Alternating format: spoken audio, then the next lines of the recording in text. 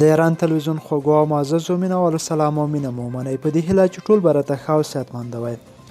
ملګرو په دغه ویډیو کې د نن ورځې افغان لوبغاړو چې په نړیوالو لیګونو کې څه کړي دي لکه نجیب زدران، قیس احمد او همدا شانتې ظهیر خان چې دی په خپلو لوبو کې څه کړي دي په همدغه ویډیو کې معلومات درکوو، خو دغه ویډیو تر پایه راسره وګورئ.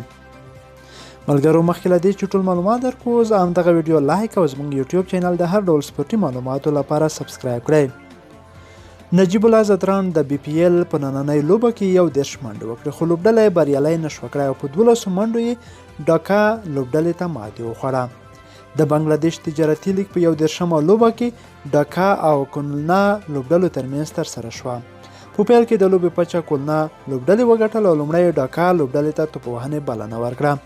د ډاکا پلاټون لوبډلې په ټاکلو 20 اورونو کې د 4 لوبغاړو په سوځېدو 122 منډې وکړې. د کولنا له لورې محمد امیر 2، شفیع الاسلام او امین الاسلام یو وکټ ترلاسه کړه. د 103 منډو هدف په تعقیب کولنا لوبډلې په ټاکلو 20 اورونو کې د 8 لوبغاړو په سوځېدو 160 منډې وکړه او په 12 منډو یې ډاکا لوبډلې ته ماتې وخوړه. دوی له لورې لوبډل مشر مشفق رحیم 40، نجیب الله زدران 11 منډې وکړې. همداشان د لوبې د غوره لوبغاړي جایزه حسن محمد ته ورکړل شوه چې په 4 اورونو کې 22 منډې وکړې او 4 لوبغاړي وسود. او همداشان یو بل لیګ چې هغه بي بي ایل یا بیګ باش لیګ دی، په هغې کې قیس احمد او ظهیر خان لوبډلې سره مخامخ شوې. د بیګ باش په سیالۍ کې قیس احمد او ظهیر خان لوبډلې سره مخامخ شوې چې دواړو یو وکټ ترلاسه کړه او په پای کې د ظهیر خان لوبډلې بریا خپله کړه.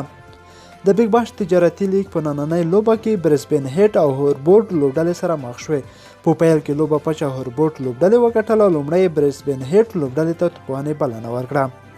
برسبین هیټ په ټاکلو 20 اورونو کې 3 لوبغاړو په سوځېدو 212 منډې وکړې او همداشان د هوربورډ له لورې قیس احمد او ډارشارت او ریل میرډټ یو وکټ ترلاسه کړه. د 214 منډو هدف په تعقیب هوربورډ لوبډلې په ټاکلو 20 اورونو کې د 9 لوبغاړو په سوځېدو 180 منډې وکړې چې د 11 منډو په توپیر یې برسبین هیټ لوبډلې څخه ماتې وخوړه. دوی له ډلې بیا 28 منډې جارج بیلي وکړې. د برسبین هیټ له لورې مارک سیټ او جیک پریسټن 2، بیټ کیټینګ، بنفلین، ظهیر خان او همداشان نورو لوبغاړو یو وکټ ترلاسه کړه. د لوبې د غوره لوبغاړي جایزه کریسلین ترلاسه کړه چې 88 منډې نه سوځېدلې او په زړه پورې توپ وهنه یې وکړه.